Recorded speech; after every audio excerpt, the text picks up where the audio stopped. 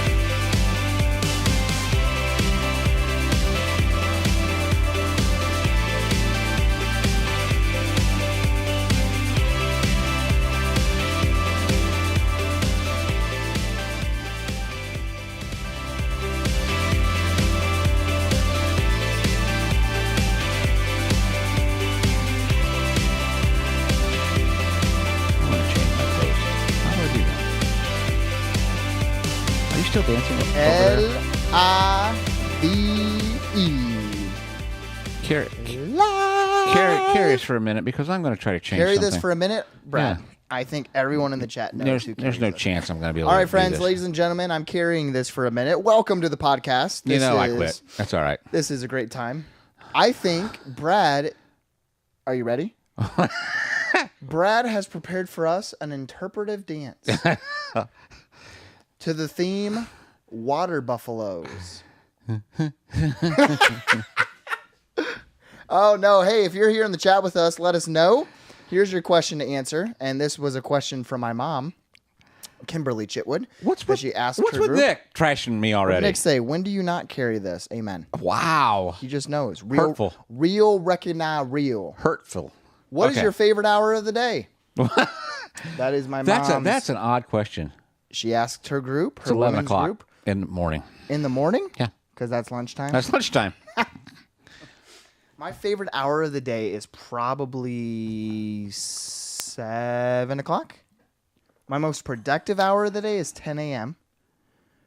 But I would say my favorite hour when I'm not working. Do you is do 7 that o'clock. green, yellow, red stuff for I your do. day? Really? Yeah, from 9 a.m. until 11 a.m. is my green zone. From 11 a.m. until 2 p.m. is my yellow zone. From 2 p.m. to 4 p.m. is my red zone. And then I go to the gym usually at 4 o'clock, so I recharge back up to yellow until 7 o'clock. And then I get to just watch That's way too much some work. basketball. Brad, it's not that much I wonder work. what Trevor's green Sprunger zone is. says a solid midnight. That's terrible. Wow. Midnight's his favorite hour. Wow.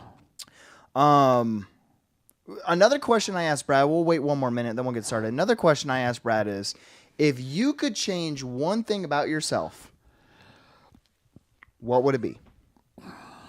Kim says 8 a.m. is her favorite hour of the day. Really? Yeah. Trevor's, I'm going to guess, favorite hour of the day, I'm going to guess 9 p.m. Am I right? 10. He said 10 p.m. I didn't give him a mic today because we didn't really want him to talk. But And he didn't want to talk. Trevor's in Texas. Not Trevor. Bruce is in Texas. Yeah. Yeah. But if you could change one thing about yourself, it's a little bit more of a serious question. Brad said he didn't know. I had plenty that I would change about him. Yeah. He offered up several I did. solutions for me. Susan says favorite time is bedtime. Amen. You like your naps and food, don't you? I Brad? love naps. Yeah. Naps are fantastic. I had a 20-minute one at lunch today. While you were eating, like mid pizza roll bite. No, I ate lunch and then I took a 20-minute nap. Okay. Power nap. Hey, do you all like the new pretty lights that Trevor has on us? Put us behind us? Or do you hate it? Let us know. Hey, are you ready to get started on this thing? It's 7:03. Well, I was trying to change something on my feed, but I don't care. I can't figure it out. It's okay. Should we start? Oh, I can't wait. Think we should start? I can't wait. To what? Can you start already? Oh, we're going to start. Hey, welcome everybody to Generationally Speaking. It is, I got to check, Season 5, Episode 6 of Generationally Speaking. No, what? No, what do I do? Where we take Oh, we take relevant topics. We topics. take these amazing, interesting topics, and what we do is we look at them through the lens, through the filter, if you will, of our generations. you have to say through the pastoral lens of the our pastoral lens. Because we have to at least give I want ourselves you to some know credit. that Jordan gives me every week, every month, Yeah, but one you of these can't- things, you and can't it beat always that. says Brad messes up the intro. Yeah, don't and he's zoom in right on that. because It I doesn't say never. messes up. Yeah, I always mess it up. You do. Season 5, Episode 6. Tonight, we are talking about a very sensitive topic that I know a lot of people at our church Yeah. and in the world have experienced, is losing trust in the church and its leaders. And this has become even more relevant as people become more confident in sharing their stories, opening them up. Obviously, social media.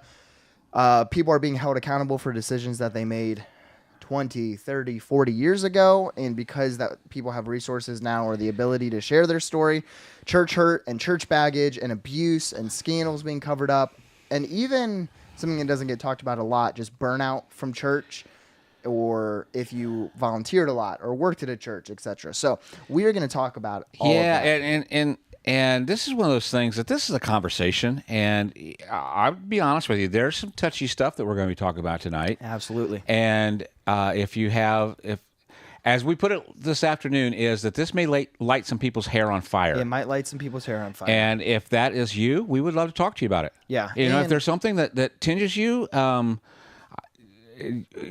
frustrates you, and says, "Oh, I don't know about that," we'd love to have a conversation about it. And here is what is whenever we talk about church hurt or baggage, some people have had great church experiences their whole lives. Absolutely. And have never known that. So whenever those people hear of the church being sinful, hurtful, harmful, abusive, etc., I've talked to people. It's even hard to believe, but not even like a whoa, I can't believe you would do that. It's like a hard to believe. Like no, that's just a sensitive group of people. That didn't happen. They just didn't get their way. Yeah, etc. And it's really easy, especially I would say going back to the generation thing, is that especially for the older generations, Gen X and Boomers and on, is we're very protective of the church. Yeah. And I would argue that the younger generations aren't as protective of the institution, if you will, as what the older generations are. Yeah, and you guys didn't church hop as much. There if at was all. no such thing. And so, like, well, nowadays, I won't say there's no such thing, but yeah, not like it is today. Nowadays,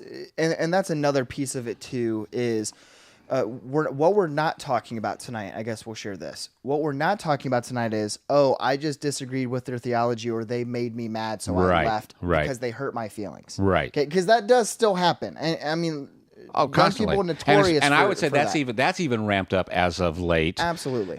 You know, as now we have so many options that we can go to. Oh yeah. And we're going to find a church that believes what we believe. Right. You know, that strikes a chord. So yeah. Right. So, but that's not what we're talking about tonight. No, we're talking about the lack of trust for church leaders and the church. And I shared some data when we were talking about promoting this episode that comes from Gallup, that 32% of Americans, this was 2023, June of 2023, just 7 months ago, 32% of Americans have faith in the church or religious institutions. And that's a secular. That's a secular study. Right. So meaning 68% of Americans, do not have faith in the church or other religious institutions. You want to share the next one? Yeah. The public trust of clergy workers is down to 36% in 2021. For those who don't know what clergy workers are, that's uni. Brad and I, Trevor, well, Trevor's actually kind of a clergy volunteer now. We take advantage of him. We're just going to talk about how church leaders should stop doing. Yeah, exactly. But clergy members, so people on staff.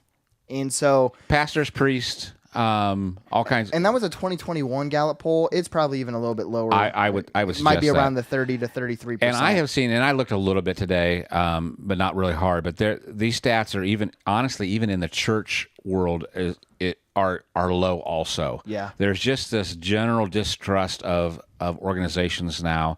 There's honestly websites dedicated to policing, if you will, churches. Yeah. And from all kinds of things, from extravagance to what they're doing, how they're abusing people, all kinds of things. So there's obviously it's not pretty. a lot.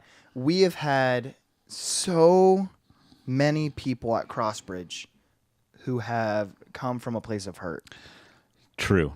Not just church hurt, but just hurt in general. But I remember Trevor, myself, and one of our volunteers who's still at Crossbridge now. We were having a creative meeting. Were you in this meeting? I was in that meeting. Okay, so Brad was there as well. And this was what, Trev, like 2019, 2020, when we were having the creative meeting trying to find our target audience. Remember that conversation? Trevor's looking at me like I'm an idiot. Trevor, yeah, like a deer in the headlights. He'll remember it once I say this. Yeah, we just called some people in. We wanted to see how they were doing. They were newer to the church. Yep. And we were trying to get a grasp because we had felt some things ourselves of, hey, this is who it seems that God is bringing us and who we're ministering to, if you will. Yeah. And we had a conversation with some of these newer people. Yeah, and so the famous thing at the time back in 2019 was we want to be a church for the unchurched. Okay, that was what a lot of churches were claiming, and like we want to be a church for the unchurched. And here's the thing about a lot of churches nowadays is that you see these explosive growths and things, and a lot of times it's what we call transfer growth. In other words, I'm upset with my church, so I'm going to go find another church that I like that makes me feel better. Right. And that's understandable to a certain degree. Yeah. But but there's a lot of church growth that's happening in churches right now because of that, and they're Yeah. not really reaching new people. Right. And we wanted to make sure that what we're doing is we are reaching unchurched or de-churched Right. people, which is someone who has gone to church, but because something has happened, Stepped away. they have stepped away from church and are not attending anymore. Yeah, so we went into 2019 kind of with that mindset, and then we started really to look out and see who were the type of people that were attending Crossbridge, and we just came to the conclusion that we are a church for people who are hurting. Yep. And it is that hurt can be with mental illness, that hurt can be with grief, that hurt can be with church hurt or baggage or pain. And so we started to ask all of our ministries, how are you doing ministry to help impact hurting people?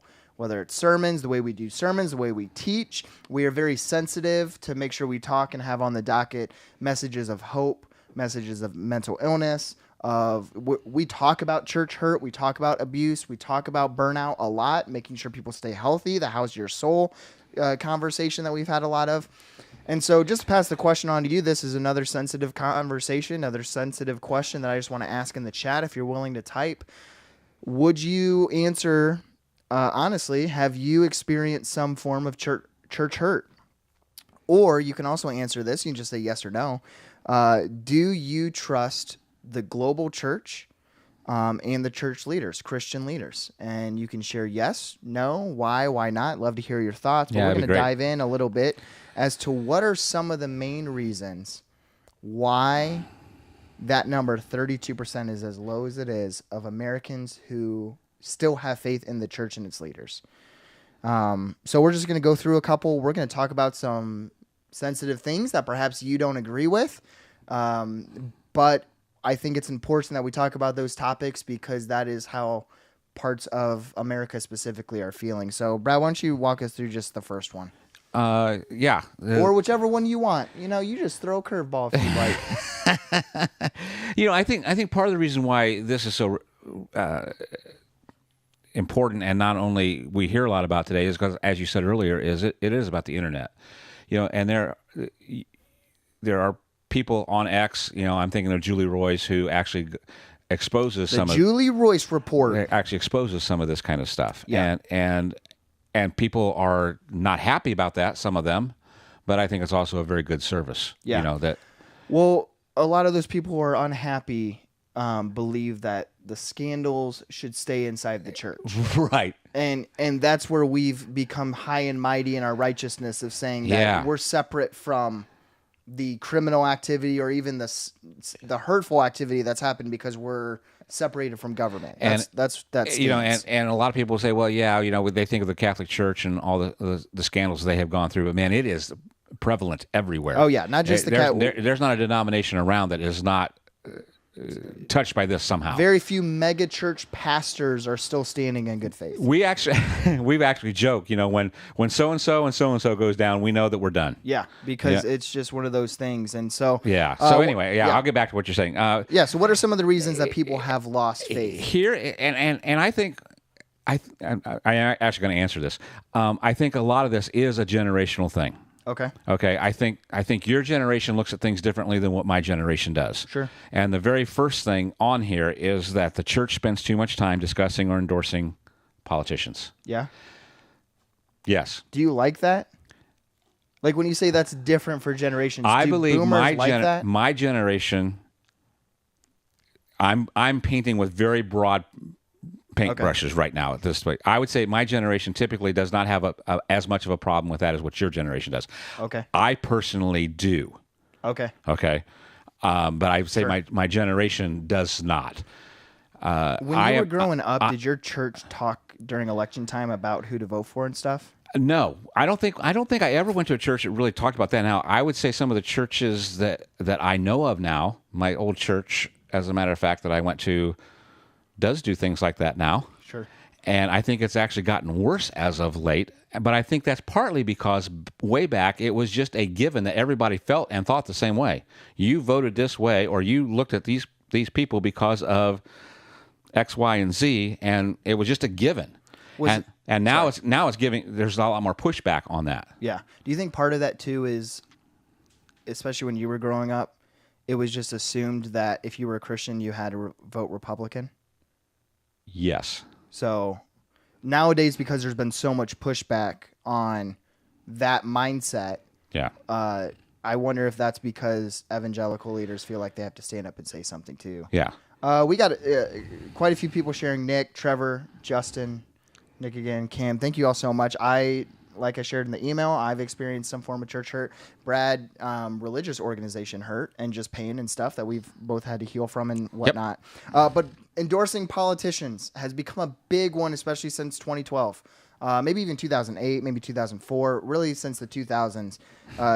For whatever reason, evangelical leaders stepping up and endorsing politicians. The next one is another big reason why people outside the church have lost faith in the church. And that is the church has been notorious for covering up scandals or abuse. Yes. And this is part of what you were talking about with some of the different denomination issues. Right. This is also a huge church leader issue. I mean, there's mega church pastors that have gone down where 20 years ago, or for the last 20 years, they have taken part in sexual immorality, rape, abuse, harassment for years and years and years, and it was just paid. What are they called? NDAs? Yeah. Non-disclosure agreements. Yep, agreements and stuff, businesses, organizations, etc. And that's all. A lot of it's all coming to light in the last 5, 6, 7 years. Yeah. And so we've seen some of our favorite pastors who we'd attended conferences of, heard them speak, read their books, watched their sermons, where for the last 25, 30 years they were harming people. Yeah, we had one at an organization I worked with. It was one of our keynote speakers at one of our conferences. I remember and shocking. Yeah. I mean, it's absolutely shocking. Yeah. Great comments. You know, Justin talked about, he's been around the church world and he's seen how the sausage is made. And honestly, we honestly warn people. Like when someone comes in and says they want to be in leadership in the church, we say, I want you to understand that it's not as pretty as what you may think it is. There's some really ugly stuff. I mean, church politics are a real thing. Absolutely. People in the business world know what that language kind of speaks to, and every business organization has their form of politics and how things are ran, how things are done, and when something isn't ran the way someone wants it to be ran, it creates tension. Yeah, and it comes back to it's a power and control thing. Yeah. And you look at how Jesus led, and there was no power or control anywhere. Yeah. Yeah. Kim says, I have experienced church hurt as a woman in ministry. Absolutely. I've seen my mom light some hair on fire of some people just simply because she doesn't have a penis. Am I allowed to say it like that? I don't think so. I don't think so either, but let's just be real. That is one of the topics that fires me up. Might have been a way to say that. There might have been, but that is something that just fires me up. So let's get it out there. Yeah, and there's different denominations think about that stuff differently, and we happen to land on the side of we think women belong in the pulpit. We believe women believe on stage. Yep, every form of leadership. Yeah, absolutely. So, but that certainly led. One of this next one, I'm going to preface it, okay, because it's going to light some people's hair on fire. Yeah. But if we are trying to understand why, and this is, I think, let's set that up exactly that. We're trying to understand in a generational way of why some people are turned off by the church. Yep. And what have you. Yep. And your generation is very sensitive to this. Yep. Again, there's some in my generation that are. I think it's becoming more and more common as this continues to grow. Yes. But then that we're beating around the bush. I'm just gonna say it. I'm trying to stall. I'm not worried about it at all. Do it. Yeah. Knock yourself out. And so here is the one reason I really want you as a young person to understand is that young people can't fathom how evangelical leaders can continue to support and endorse Donald Trump. I know that is going to light some of your hair on fire for those of you who love Trump or love his policies. Young people can't separate policies from character. They can't. And so for some of you who are older who love the policies and continue to vote for the policies, just know that drives young people crazy. And then there's people who love Trump, and that drives young people crazy. Yeah. So that's just one of the things that, and it's not. We're not trying to get into a political debate. Right. No, All no, we're no. saying is this is one of the main one of the other reasons. I want to make sure we get back to Nikki's comment. Yeah, here. read okay. Not now. Let's go on with this. I'm not trying to. I just want to make sure that we get back. So just as you understand, as you're looking out in the world and you're trying to figure out why do the next generations, are they losing trust in the churches? Because you've got large evangelical leaders, large evangelical leaders who endorse Trump as a Christian man. Yep. And just based on his actions, young people don't think that's the case. And so you don't have to agree with that. You don't take that as our endorsement or lack of endorsement of one way or the other. We're simply just sharing why it is people what it is. have lost trust in the church. Yeah, absolutely. Yeah. Well, let's go back to Nikki's comment. Yeah. Dan. She says, I found a double standard with how I was treated as a divorced mom in one church. I'm surprised it was only one church. I was only welcome because of my parents, but when an elders and daughter divorced, they became more and more. Yeah. And was not allowed in leadership role. Yeah. Wow. Nikki, I've been there. I don't know if you knew, but I am also divorced. And the very first church we had started going to after I was divorced and remarried, I could not serve in any kind of leadership either. Yeah. And here I am. Yeah.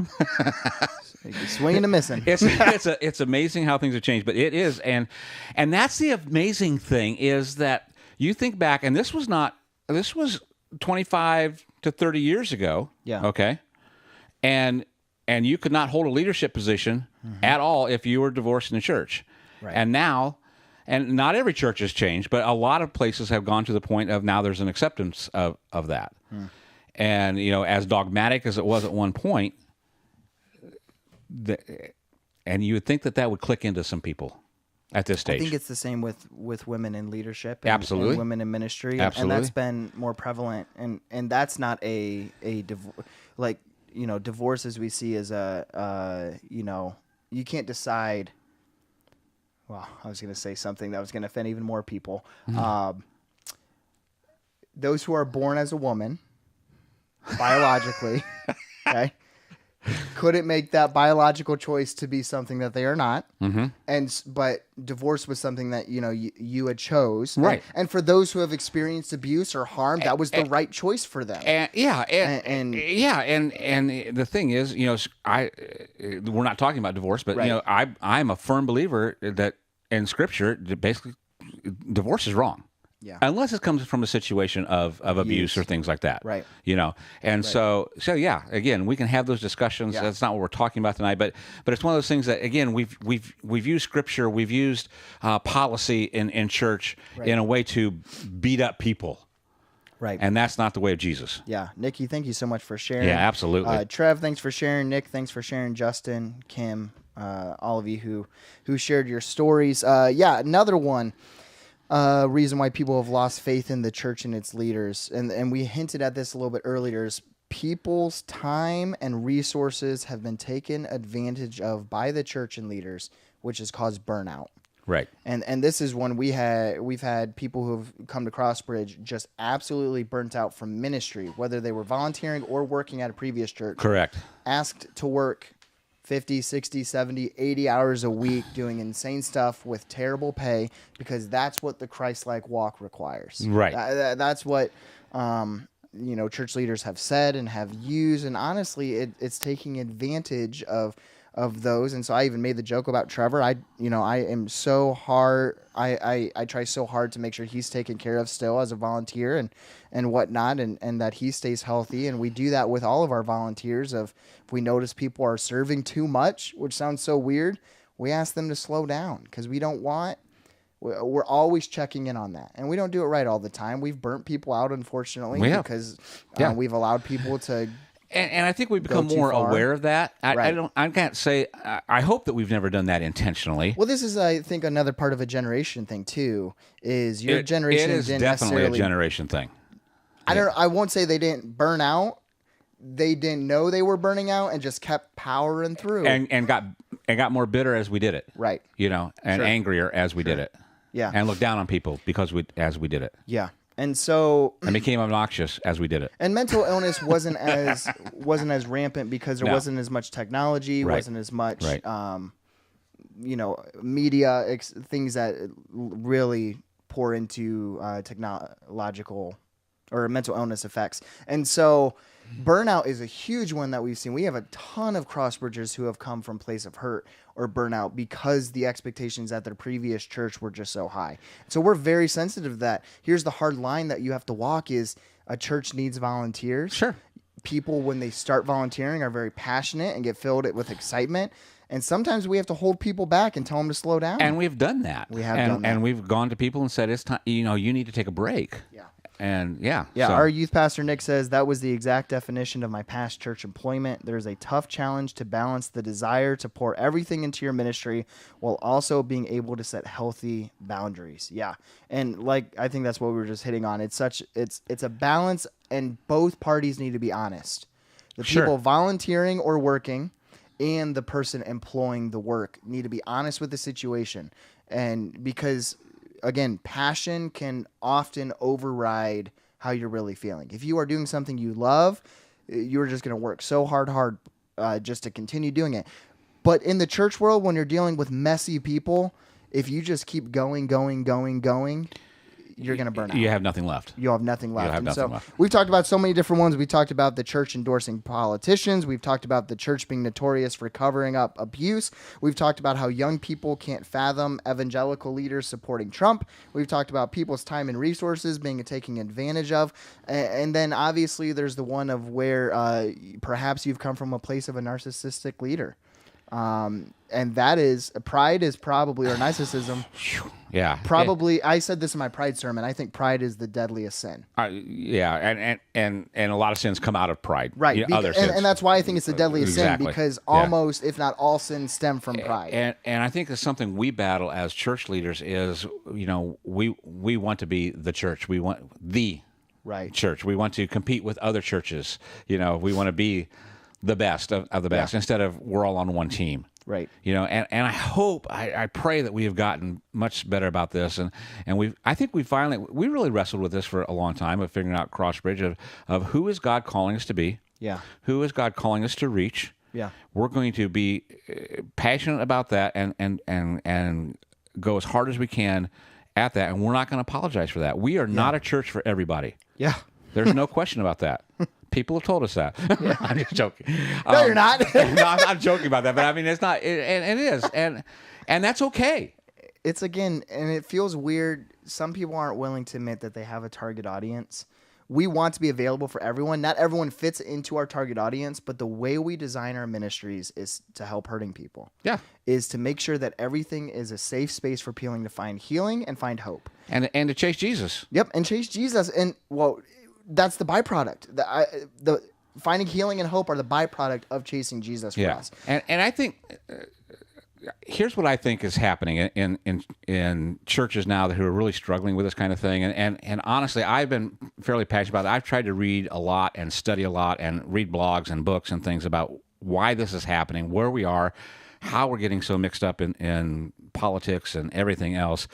And it comes down to kingdom, power, and glory. And in the Lord's Prayer, it ends, as I recall it back in the day, is thine is the power, thine is the kingdom, thine is the glory. Yeah.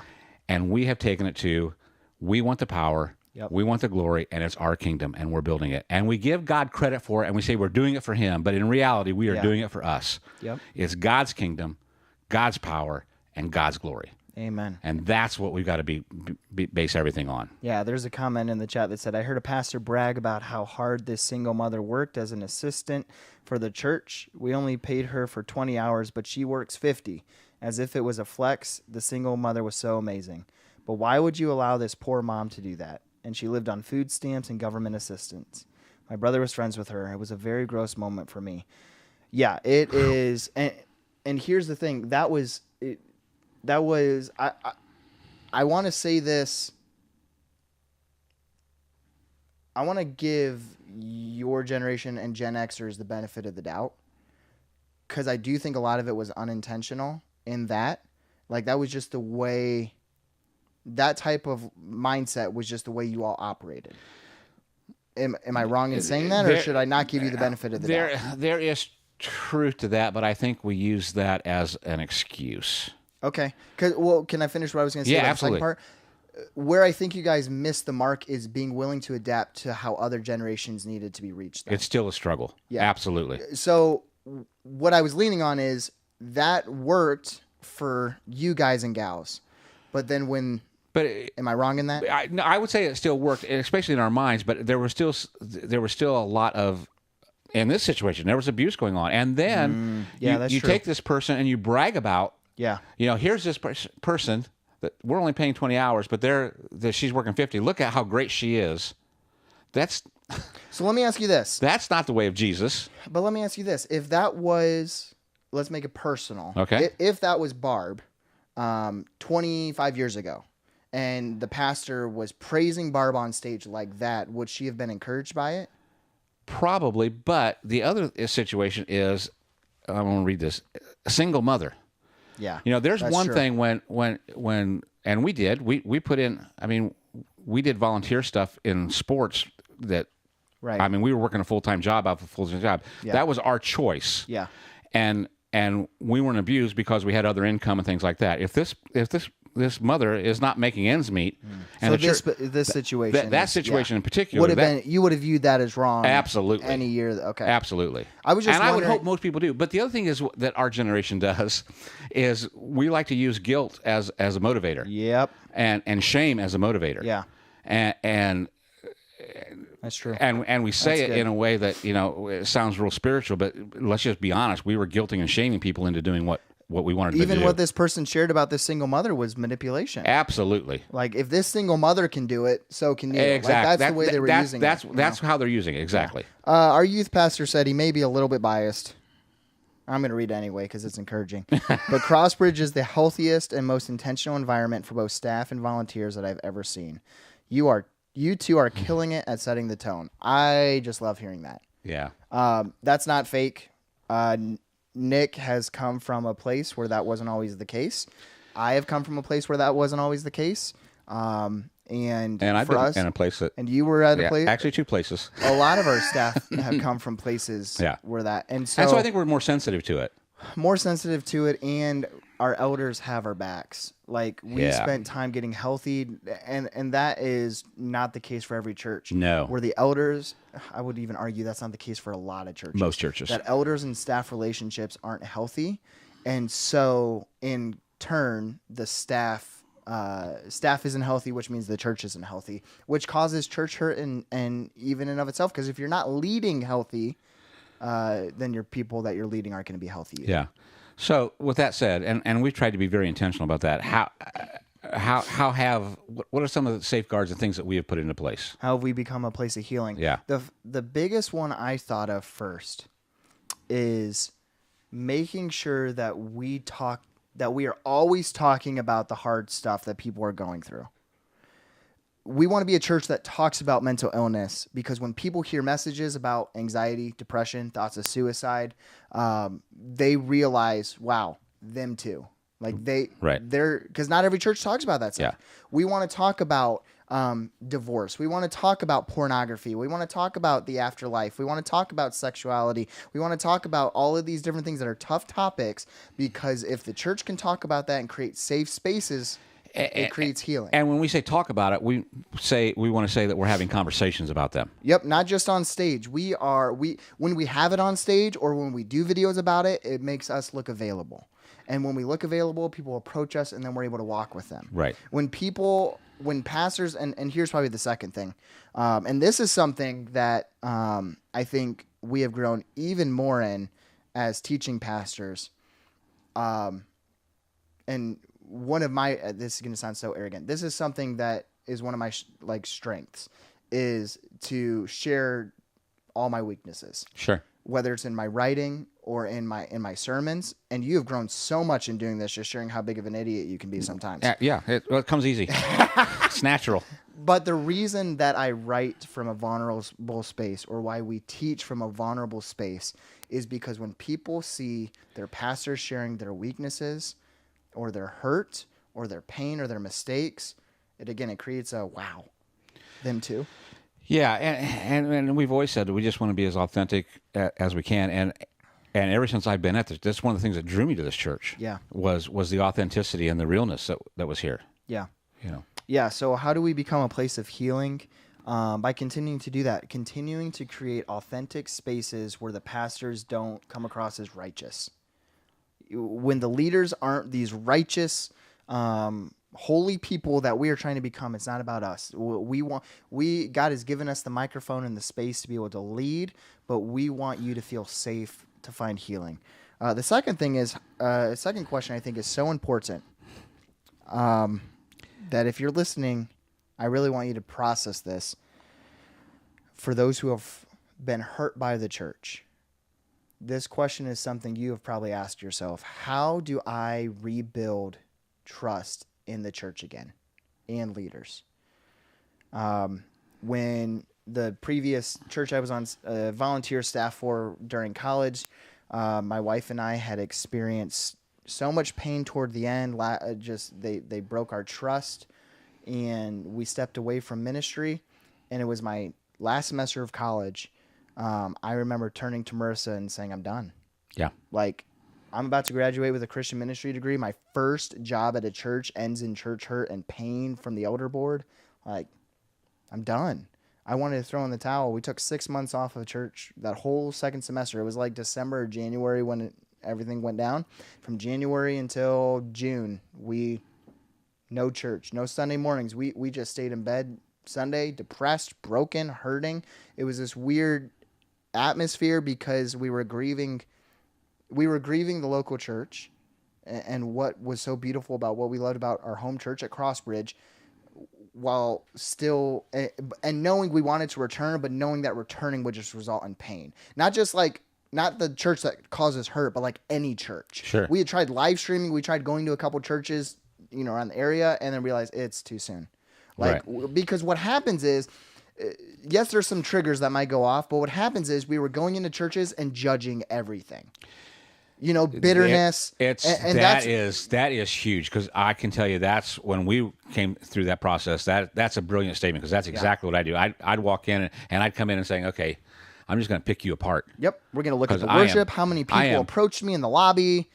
Ticked. Yeah, and bitterness is often the oxygen that we breathe after church hurt. Yeah, that's good. It's what we're experiencing, and so for us, time was so healing. Obviously, taking time, growing in prayer and personal life. And so here's the thing. How do you rebuild trust in the church? One, we're not asking you to rebuild trust in the church that hurts you or the leaders that have hurt you. Could potentially be asking a victim to go back to their abusive partner. Right. God would never ask you to go back to your abusive partner. What we want is we believe if you find healing, and if you find a safe space in time, you'll be able to find a place you can worship again. It's very similar to finding the right medication when you're struggling with mental illness. It might be 2, 3, 4, 7, 10 medications, or same with counselors.